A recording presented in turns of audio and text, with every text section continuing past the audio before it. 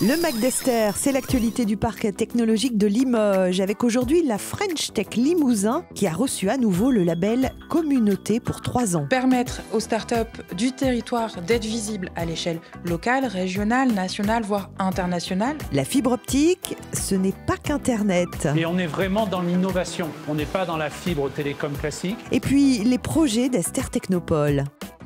Le Mac d'Esther, c'est parti. Ça a permis une croissance du nombre de startups.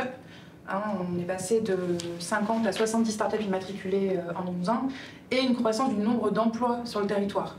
On est passé de 235 à 445 emplois des startups de la French Tech Limousin en l'espace sur ces 3 dernières années. La French Tech Limousin a reçu à nouveau le label Communauté pour 3 ans. La saison 2 est donc lancée. La French Tech, c'est un label de l'État pour labelliser des territoires comme étant des écosystèmes d'innovation.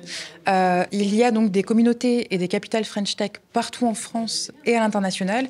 Et on a la chance donc d'avoir obtenu le label French Tech, Communauté French Tech Limousin pour la période 2023-2025. Une communauté qui travaille sur une base simple, le partage d'expériences et de bonnes pratiques. C'est du bon sens parce qu'on part sur des modèles économiques qui ne sont pas forcément des modèles que l'on connaît. On n'est pas une grande entreprise, on n'est pas une TPE, on n'est pas un artisan, on est une entreprise qui démarrons sur une idée et qui doit croître assez vite. Et le partage d'expérience est primordial, ça nous permet à tout moment de pouvoir comparer ce que les pairs ont fait avant et peut-être de ne pas faire les mêmes erreurs. La French Tech, si on résume, ce sont 3 mots-clés qui sont fédérer, rayonner et accélérer. Donc l'idée de fédérer, c'est de faire communauté. Donc via ce label, on fait communauté autour de ce label justement pour porter une voix commune.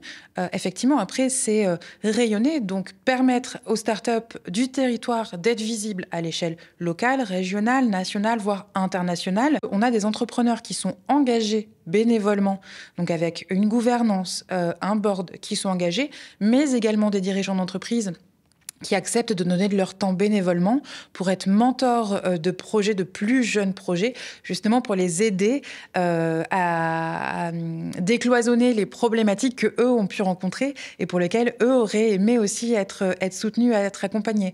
Et donc c'est pour ça qu'au titre de la French Tech Limousin, on a mis en place du mentorat de pair à pair pour aider au développement des startups du territoire. Autre pilier de la communauté French Tech, le partenariat public-privé. Sur le principe de chasser en meute et de travailler ensemble, bien entendu, les startups entre elles qui s'entraident, c'est très très bien, mais si on n'a pas le soutien de l'environnement politique au sens large ou administratif qui est autour de nous, on aura des difficultés. Et quand on parle de recherche de nouveaux talents, on ne va pas modifier les programmes de l'Université de Limoges pour aller chercher les futurs collaborateurs que l'on aura. Par contre, avoir des gens de l'université dans notre board permettra peut-être que d'ici 3-5 ans, de nouveaux programmes émergent pour que l'on puisse avoir enfin des collaborateurs à sourcer et à recruter localement. Limoges Métropole et la délégation d'Esther ont confirmé l'injection de 25 millions d'euros sur le parc, notamment pour faciliter la rénovation du bâtiment central et la création d'un bâtiment dédié aux startups.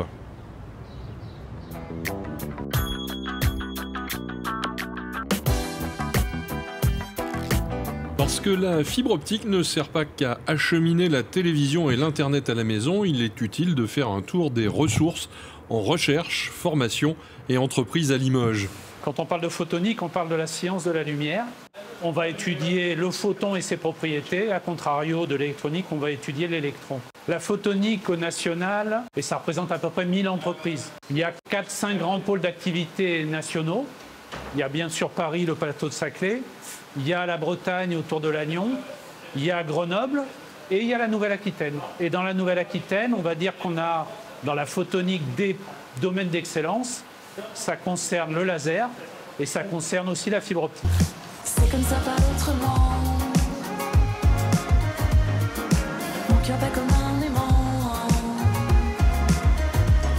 Les fibres optiques occupent désormais de très nombreux secteurs, industrie automobile, aéronautique, électronique, pour des applications utilisant d'importants niveaux de puissance, comme des lasers pour la découpe ou la soudure des métaux. On a des applications également de biologie santé, également des perspectives pour soigner des choses qu'on aura observées à l'aide d'un endoscope. Et également, par exemple, sur le prélèvement de fluides corporels. On a d'ailleurs à Xlim, en collaboration avec un laboratoire à Singapour, on a un record de détection. Ça permet de détecter des traceurs du cancer très très tôt, avant que la maladie ne devienne réellement dangereuse. Et donc, on espère contribuer à soigner plus tôt et donc à mieux soigner ces cancers. Donc, ce que vous voyez, c'est la partie brillante, c'est ce qu'on appelle une préforme de silice, à partir de laquelle la fibre optique va être étirée. Une des spécificités de Limoges, c'est de faire des fibres optiques qui contiennent des trous d'air. Donc vous voyez sur la partie haute, ici, qu'il y a 2 tubes qui arrivent et qui vont nous permettre de contrôler les pressions et le vide à l'intérieur de notre future fibre optique. La gaine qui est là, on a les trous et le cœur qui est là. Et c'est les trous qui confinent la lumière dans le cœur. Et il faut une bonne géométrie, une bonne taille pour pouvoir le confinement qu'on veut avoir. Et les propriétés, et on les a à peu près. La fibre optique, c'est quelque chose de vraiment différenciant à Limoges. On a à la fois la recherche fondamentale, on a aussi les entreprises qui sont nées de cette recherche-là. Il y a une entreprise qui s'appelle Glow Photonics qui maintenant va commercialiser des produits à partir de ce savoir-faire fibre optique. Et on est vraiment dans l'innovation. On n'est pas dans la fibre télécom classique, on est dans des fibres très spécifiques utilisées dans des chaînes laser. Très haute puissance. La très haute puissance, on la trouve aussi dans une future arme laser permettant d'abattre un ou plusieurs drones hostiles. Nous, on va s'occuper de la partie optique, photonique. On va monter le laser à partir des fibres optiques.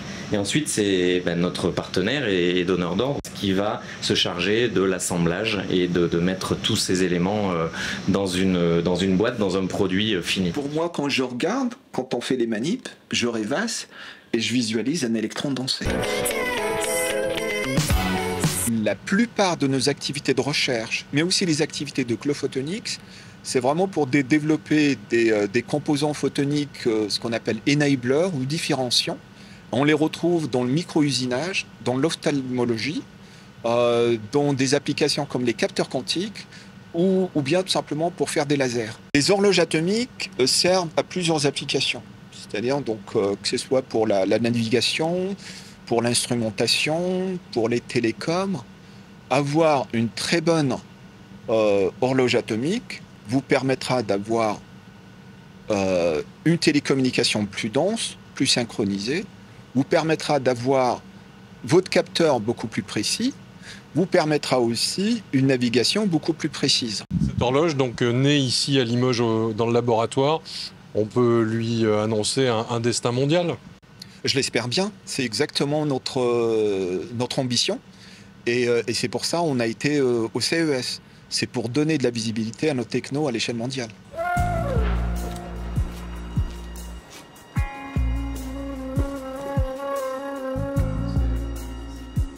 Nous, on fabrique ce qu'on appelle des lasers à fibres, uniquement constitués de fibres optiques. C'est des fibres optiques qu'on vient souder les unes après les autres, qui vont avoir la faculté d'amplifier la lumière. Et en toute fin de notre laser, on va utiliser un deuxième type de fibre, très spécial, très spécifique, développé à Limoges, que l'on appelle des fibres microstructurées. On est un transfert de technologie de l'université. Et cette fibre particulière microstructurée dont j'ai parlé, elle est issue de cette recherche universitaire. Limoges a été pionnier dans le domaine dans les années 2000 en développant cette fibre qui nous permet de générer par effet laser de la lumière blanche. L'avantage de ces lasers-là, c'est qu'on va pouvoir venir sélectionner dans le spectre toutes les couleurs que l'on souhaite. On va avoir d'un côté le marché scientifique qui va être demandeur de ce type de source, à la fois pour des spectres particuliers ou du produit standard. Et d'un autre côté, on va avoir le marché industriel qui de plus en plus est en train de s'intéresser à ces sources-là pour des applications typiquement de métrologie. On veut pouvoir aujourd'hui mesurer de manière la plus précise possible et ces lasers-là rentrent pleinement dans ce type d'application.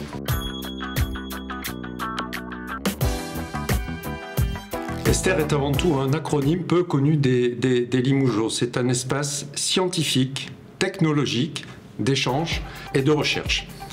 c'est environ 200 hectares de foncier, un petit peu plus de 200 entreprises ou raisons sociales et 3000 emplois.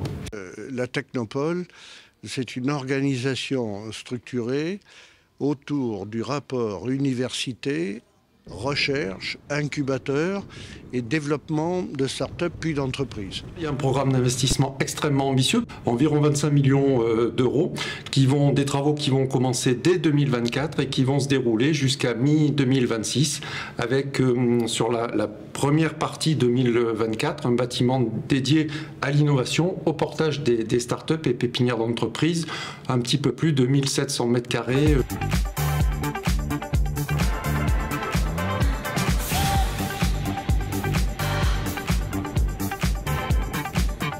Alors en fait, on a renforcé l'équipe et la délégation sous la présidence de M. Lomberty. On est aujourd'hui 5 ressources humaines dédiées à l'accompagnement, d'une part des startups, d'autre part de l'écosystème. On est en lien étroit avec les équipes du développement économique de Limoges Métropole, qui eux gèrent plutôt la partie foncière. Le vrai travail de l'équipe de la Technopole aujourd'hui, c'est de travailler dans l'accompagnement des startups et dans leur aide à l'organisation et au développement. Et en complément, elle doit travailler la main dans la main avec la French Tech au plan national. Et je compte beaucoup, moi, sur cette dynamique de coopération et de coordination. L'initiative publique est indispensable dans notre système français pour articuler l'université qui est, vous savez, majoritairement publique, vers l'industriel qui est majoritairement privé.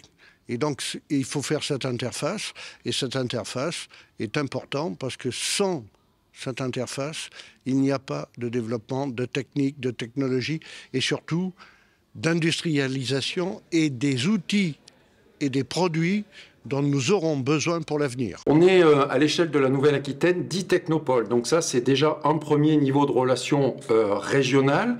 Nous avons des conventions de partenariat et des échanges réguliers avec nos collègues aquitains. On fait partie d'un réseau national et d'un réseau international.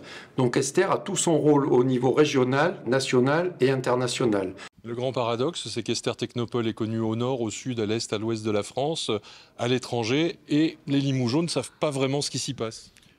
Non, mais peut-être qu'il faut que nous fassions plus souvent des portes ouvertes.